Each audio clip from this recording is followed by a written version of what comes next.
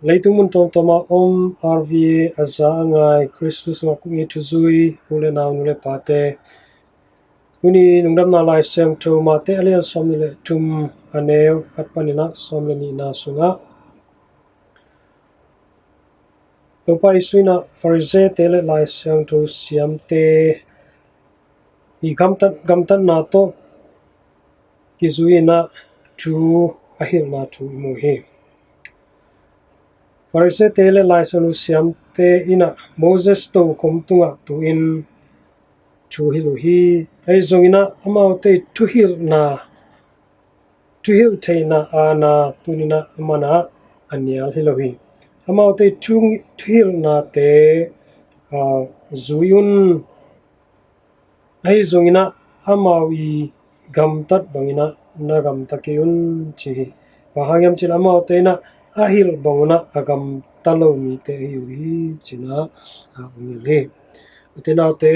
Christian tuzui hi na pen itena comeback to zui theilowa igam tan nama ma to zui na hi amangtena pauna kanane na action speaks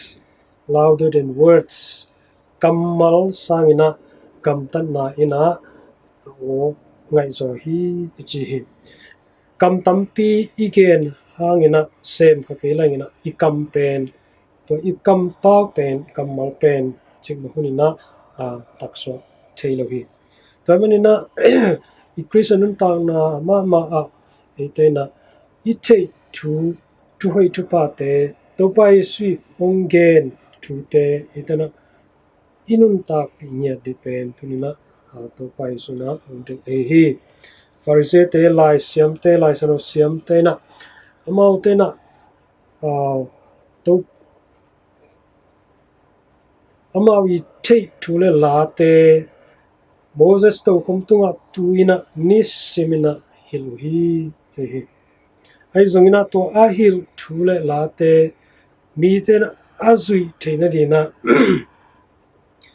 amau te na thagwi chatang san nom loi tibek tham loina amau te na amawi pilna amawi theina amawi siam na te ki phatsak pi lai hi jehi mi te pa ta di utu hi mi te I pa toi utin mi te na aza ta di ulai hi jehi ina banggen nom yam chile tuni ileitung lungsim ina mi khat pe I pa ta ri mi khat pe I phat ni chi pen kilungul ma mai ai zongina etena tu aphat tak apa toi tak ihi lo pen khat vi chana ile ki thelo khazel hi han toy manena tunina topai suina ete onghir nok thuina banghiam chile etena na khat pe isep tak changina lungsim tak pi to pasian I na tak pi to mi te de sak na tak pi to semina apotham bekto asem te hi lo din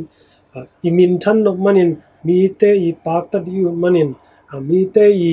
pa toi di un manin hilo zoina pasian I na le mi dang te I na mi te phatum na di tak pi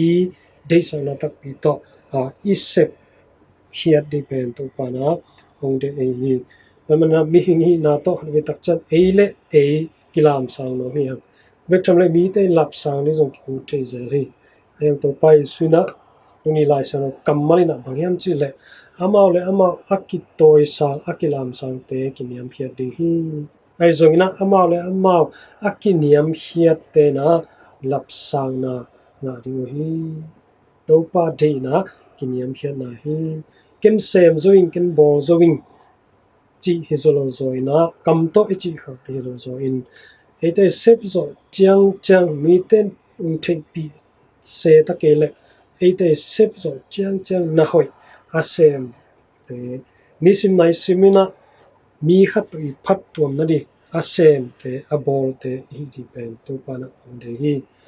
to bangina I bol na isem na ina a christian pi chen na nahe so bi ge hi to pai suina leitunga hong to sukna pen emi hing te guphian ri a to guphian ri ina guphiana na sep na hong sep na akam bek to thuong ya theloina agam tan na ma to ite hong lakhi mi te bangchi hu thei ri mi te bangchi bangina mi te to kilem di bangchi bangina mi te mo na mai sak ri cha ki pan amana agam tan na ma to hong ya li atop na leitung mi te hong i na pen amai pum pi ma apa piak na to ite hong i na hong lakhi singlam te tunga ama pum pi ma ite ri na hong ki piak khian na to apa aap na to ite mana lam hoi lam man gam tan na to hong lakhi to mana amai hong la lampi iten zong azui aton te chimdina atunina thakina han chamdianga ite thuzui na ite pasen na sep nai join ite na thupai bor na te mitam pitang inte pi se takele pasianina bangma amulo pasen inte pi ni khani tak changina aman ite sep na thaman pen hong pedia toni tak chaina lapsang na di hang ji tu thakina thei siam tol siamina tha laking ni vek pi to pan to pa hong peta he